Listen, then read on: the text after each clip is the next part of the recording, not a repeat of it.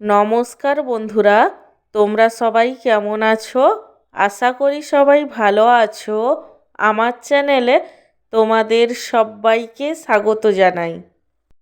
আজকে আমার সকালের জলখাবারে কি কি মেনু আছে তারই ভিডিও তোমাদের সাথে শেয়ার করব।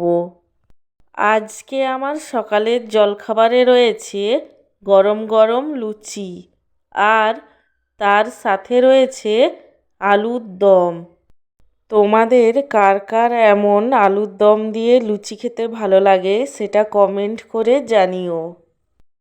আর ভিডিওটিতে লাইক দিতে এবং চ্যানেলটিকে সাবস্ক্রাইব করতে একদমই ভুলো না।